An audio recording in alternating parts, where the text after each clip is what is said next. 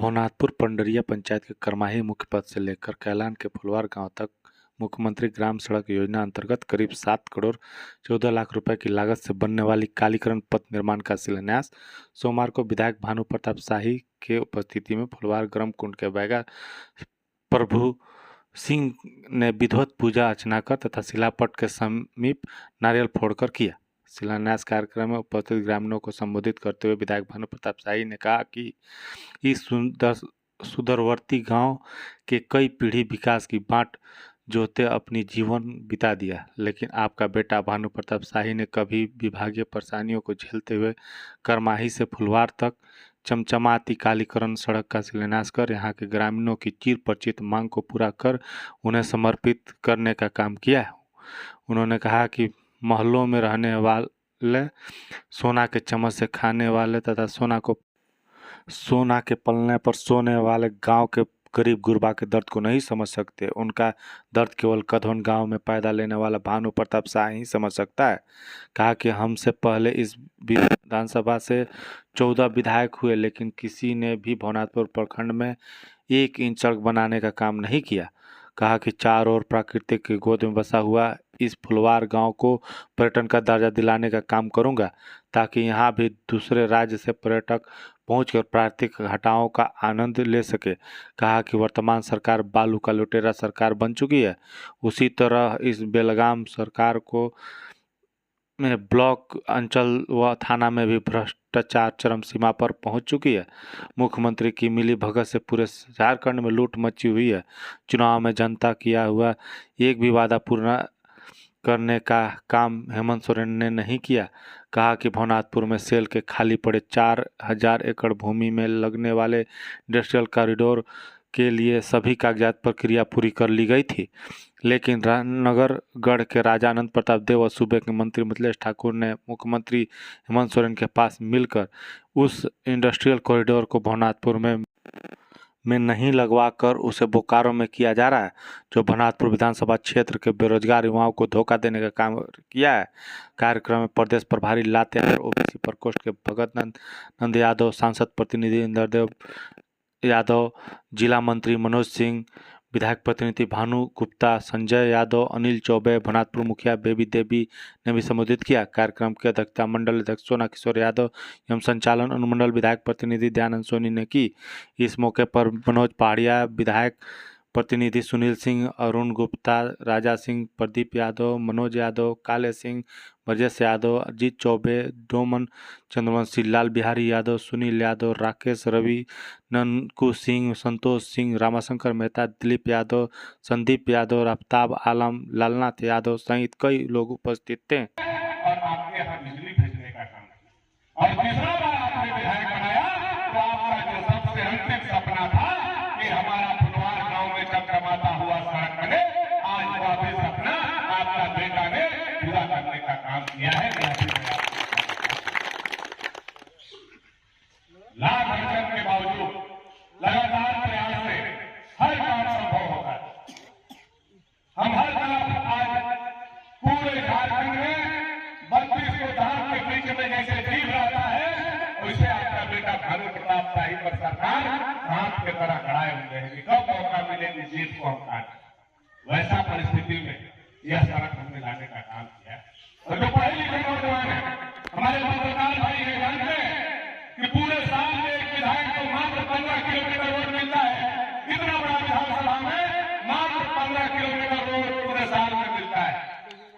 आप सोचिए, केवल 6 किलोमीटर फुलवार गांव के लिए 250 जनता के लिए मैंने लाया। अगर हम आपका बेटा नहीं होते, अगर ये राजा महाराजा के हाथ में ये ताकत होता, तो जीवन में कभी भी फुलवार हमारा सड़क का मुफ्त, क्योंकि उनको आपसे माया नहीं है, वो आपके परिवार का तरह नहीं मानते हैं, वो आपके वोटर के रूप में भी होते हैं। आपके कष्ट से उनको जरा सा भी कोई कष्ट नहीं है। आप बीमारी में जैसे गोली खटोली से जाते हैं, कोई मतलब नहीं है। आपके हालात ट्रैक्टर से कैसे आता है, उनको कोई चिंता नहीं है। गांव में रहने वाला आदमी ही गांव का चिंता कर सकता है। शहर और महल में रहने वाला आदमी कभी गांव का चिंता नहीं कर सकता है। यह भी मैं आपको कहना चाहता हूं। जो आदमी सोना के चम्मच से दूध पिया है, सोना के खिलौना से खेला है और सोना के पल्ला पर झूला है, वह गांव की गरीबी और गांव की मजबूरी नहीं समझ सकता है। गांव की मजबूरी कोई समझेगा तो में पैदा लिया हुआ भानु जैसा बेटा ही याद कर सकता है, क्योंकि हम लोग खो में पैदा हुए और सौभाग्य से यह भी हमारा खो वाला लोग एक दूसरा को समझ सकते हैं। चाहे कौन बना खो वहां भी रोड बनाए तो हम बनाए, फुलवार खो यहाँ भी रोड बनाए तो हम बनाए, कैलाश खो यहाँ भी रोड बनाए तो हम बनाए, हर एक गांव हर एक टोला। और आज देखा हुए या खुशी हो रहा है, हमारे यहाँ पत्रकार से लेकर के सारे नेता बैठे हुए हैं। पूरे बनारपुर प्रखंड में मात्र एक फुलवार रेगुन गांव था जो बीच रोड में, बाकी हर जगह हमने पहुंचाने का काम किया। आज पूरा यह रोड बना करके बनारपुर प्रखंड का रेगुन गांव का भी भानु प्रताप शाही ने ओडीएफ करने का काम किया है और कोई रेगुन गांव आज के बाद बनारपुर में नहीं बचा है, सारा रेगुन गांव में हमने सड़क पहुंचाने का। और यही 2005 से पहले 14 बार विधायक बने थे, 5 बार भैया संजय प्रताप देव, 2 बार दादा केसरी जी, 2 बार दादा गिरवर पाले जी, 1 बार हमारे पिता लाल हनुमान प्रताप झांसी जी, 2 बार राजराजेंद्र प्रताप और रमेश प्रताप देव जी और 1 बार खंडौला कट्टीवाली जी। 14 विधायक बने, लेकिन बनारपुर विधानसभा और बनारपुर प्रखंड का किसी भी गांव में एक भी सड़क नहीं था। आज सबसे अच्छा सड़क है तो बनारपुर विधानसभा का एक गांव में। मैं जानता हूं टोला बहुत बढ़ गया है, हर टोला पर हम सड़क नहीं पहुंचा पाए, कुछ मुखिया लोगों का भी काम है, कुछ हमारा भी काम है, हम करेंगे, लगातार करेंगे, लेकिन अब हर एक रेगुन गांव में सड़क हमने पहुंचाने का काम किया, सबको मान सम्मान देने का काम। यही तक बढ़ाने वाला सड़क सबको मान सम्मान प्रतिष्ठा इस सड़क से बढ़ेगा। इतना आते थे हम लोगों को, खास करके बानोई और समझी आते थे करमाही और फुलवार में, तो 4 को गाड़ी लेकर के हम लोग, और आपको गाड़ी केवल नहीं देते थे, आधा गाड़ी हम लोग देते थे। ऐसा भी था फुलवार में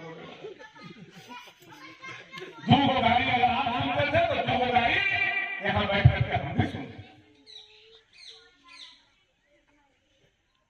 आज वह प्रतिष्ठा हमारा बढ़ेगा और कोई भी फुलवार गांव में हमारा आएगा तो हम समझी से और बानोई से आंख में आंख मिला करके बात करेंगे और कहेंगे कि आपके गांव में रोड है तो हमारा फुलवार में भी रोड है, हम किसी से कम नहीं है, फुलवार के सबका सम्मान के साथ।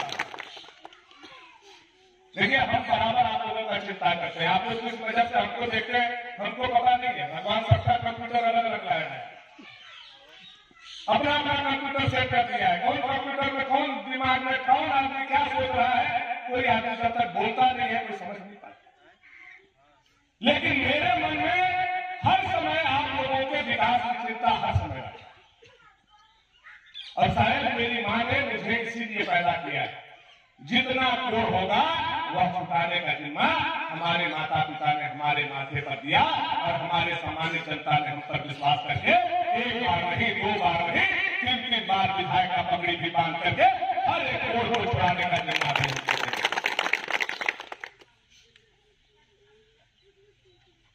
इतना खूबसूरत हमारा गांव, इतना अच्छा यहाँ से गर्म कुंड, इस गर्म कुंड के लिए 2-2 3-3 बार हमने अनुशंसा किया पर्यटन के लिए, लेकिन पर्यटन के अधिकारी आता था और टाउनशिप से भाग जाता था, कहीं नहीं खुलवा सकता, कहता था उन्हें रोडे नहीं, उधर रोड नहीं है। अब हम लोगों ने सड़क बना लिया, 6 महीना 8 महीना में सड़क हमारा बन जाएगा, और 6-8 महीना जब सड़क हमारा बन जाएगा तो हम रांची के पर्यटन के अधिकारी को भी पकड़ करके लाएंगे कि बनारपुर में भी टाटा पानी की तरह यहाँ भी इसको विकसित किया जाए, यहाँ भी बैठने के लिए, रुकने के लिए, ठहरने के लिए रेल बसेरा बनाया जाए और यहाँ भी आने जाने वाले लोगों के लिए गेस्ट हाउस बनाया जाए, यहाँ भी पर्यटन का दर्जा दिया जाए। इसका भी मैं प्रयास करके इस फुलवार गांव को जो सबसे पिछड़ा था वहां से सरकार को रेवेन्यू भी जाएगा और इस गांव का विकास भी होगा। आप लोग देखते रहिए, यह विश्वास कर पूरे गांव को बहुत सारा बात हम लोगों ने पहले हमारे नेताओं ने भी बताया, हम लोगों ने भी कह दिया, लेकिन कभी कभी छोटा छोटा बात आदमी को बहुत बड़ा तकलीफ लगता है। आपके घर में भी आपको लगता है। बहुत काम हम लोग करते हैं, बहुत मेहनत हम लोग करते हैं और ईमानदारी से करते हैं, लेकिन कभी कभी घर के लोग ऐसे लोगों से जाकर के मिल जाते हैं, ऐसे लोगों के पीछे घूमने लगते हैं जिसका कोई सच्चाई नहीं है, जिसका कोई उद्देश्य नहीं है, जो केवल भटकाना जानता है, जो केवल स्वार्थ सिद्धि में लगा हुआ है। हमारे कर्माही के, हमारे परिवार के भी एक दो लोग उससे मामले में फंस जाते हैं। राजा साहब हाथ निकाल करके चलेंगे, 3 गो 4 गो राइफल रखेंगे और हमारे लोग आकर के कर्माही में उनको चीता मरवाएंगे, सुअर मरवाएंगे। गढ़वन का सब शिकार खत्म हो गया, धरना पहाड़ का सब शिकार खत्म हो गया, बलवनवा का सब शिकार खत्म हो गया, दरबार का सब शिकार खत्म हो गया, धुर्गी का शिकार खत्म हो गया, सुअर खत्म हो गया। अब जो कुछ बचा हुआ है केवल फुलवार और कर्माही में बचा हुआ है, उसको बचाना हमारा जिम्मेवारी है, उसको मरवाना हमारा जिम्मेवारी है। जब भी हमारे गाँव के लोगों को यहाँ से शिकार मार करके वहां जाकर के 600 रुपए किलो बेच रहा है। हमारा बाल बच्चा जो खरवार का यादों का और टोला पर का जो पैदा होगा, आने वाला समय में बिलैये के चीता समझेगा, सुअर समझेगा। हम आपको बता हम केवल जंगल में इसलिए नहीं बसे हैं, हमारे पूर्वज बहुत जानकार थे, वो जानबूझ कर प्रकृति के बीच में। आज कोरोना इतना बड़ा हुआ है, इतना लोग मरे, लेकिन परिवार में किसी को कोरोना नहीं हुआ। कहे नहीं हुआ? शुद्ध साफ हवा और पानी का अगर कोई गांव है तो हमारा परिवार है। यहाँ जंगल, पहाड़, नदी, नाला, वृक्ष, लता सब कुछ प्रकृति ने दिया है। अब इसको बचा करके रखना परिवार गांव के लोगों का जिम्मा है। तो जंगल को आप बचाएंगे, पहाड़ बचाएंगे और चीता को मरवा देंगे, सुअर को मरवा देंगे, बाघ को मरवा देंगे। अनैतिकता नहीं करता है। जब जंगल हमारा है तो चीता भी हमारा है, सुअर भी हमारा है। राजा लोग के शिकार के लिए जगह को मत दीजिए, और टॉर्च दिखाने का शौक है तो विकास का टॉर्च दिखाइए। टॉर्च दिखाने का अगर जरूरत है तो परिवार के गरीब आदिवासी को टॉर्च दिखा करके विकास के रास्ता से जोड़िए। टॉर्च दिखाने का अगर जरूरत है अपनी पीढ़ी को तैयार करने के लिए विकास का टॉर्च दिखाइए, शिकार करने के लिए टॉर्च मत दिखाइए। हाथ जोड़ करके परिवार और कर्माही की जनता से हम विनती करते हैं, ऐसे राजा महाराजा को दूर रखिए। हम ये बात मजाक में नहीं कर रहे हैं, इसको सीरियस आपको समझने का प्रयास कीजिए।